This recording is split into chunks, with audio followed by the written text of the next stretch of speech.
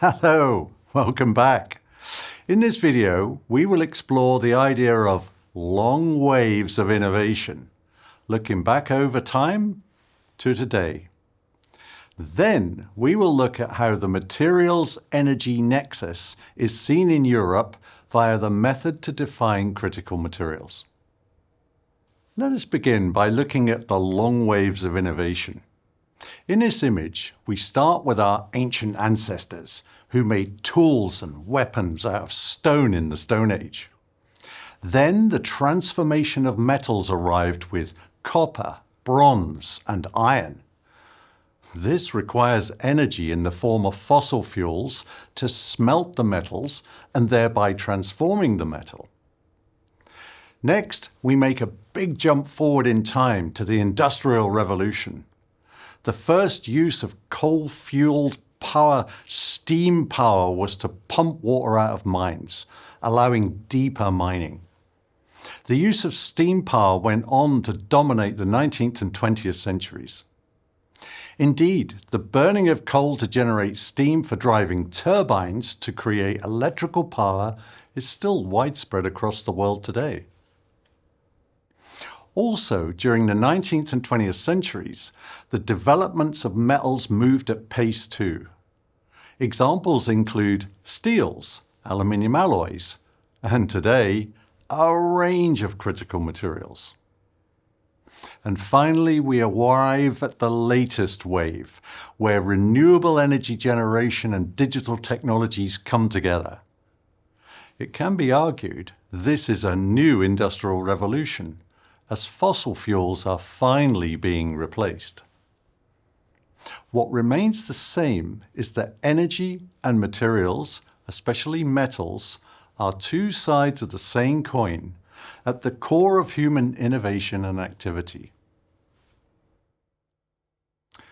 That is the long historical view of innovation. Now let us think to European critical materials methodologies. This model shows the two-axis model we have seen before.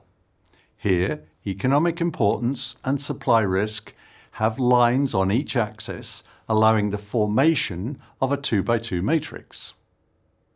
Any material assessed which ends up in the top right-hand box is listed as critical. In this model, you see the overview of the European Union approaching and defining which materials are critical. At the top, we see the two boxes, economic importance and supply risk. Taking each candidate material in turn, the boxes below outline the assessment they undergo. Firstly, you can see the importance of substitution. If a material can be easily substituted for another, it is unlikely to be critical. Below the substitutes box, we can see the sectors. One important sector is renewable energy.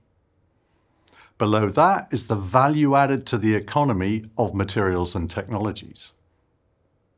Now let's look over at the supply risk factors. Global supply is key. A range of factors are addressed. First is the supply concentration, or HHI. This identifies how dependent on one supply country is Europe. Country governance uses the World Bank Governance Index framework. Import reliance, trade restrictions, and supply chain bottlenecks are often summarized as geopolitics.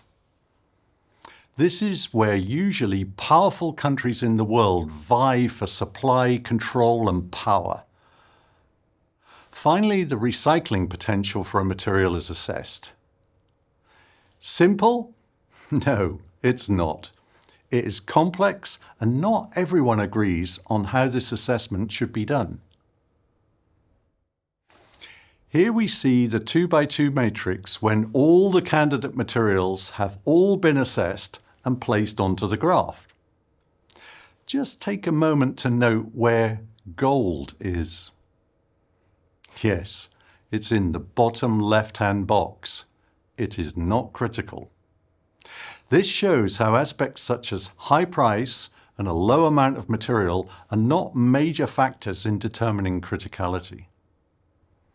you will see materials such as HREE and LREE and PGM. These are groups of materials called the heavy rare earth elements, the light rare earth elements, and the platinum group metals.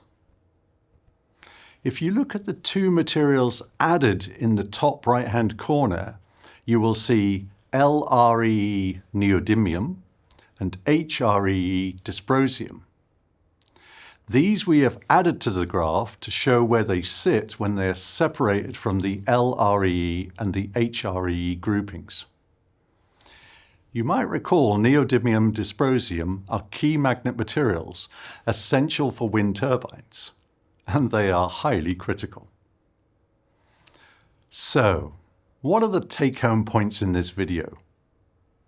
Innovation cycles are really all about the mix of energy and materials we see increasingly more complex materials with increasing demand. The shift to renewable energy is a new industrial revolution, which plays an important part in the increase in critical material demand. In the EU critical materials methodology, substitution is important, and key technologies include renewable energy tech. We can see that increasingly global supply is highly challenged. Increased recycling can play a role, but is currently low, and in the case of magnets is at high risk, which can affect the deployment of wind power. The other renewable energy technologies are also affected too. That's it for this video. Thank you.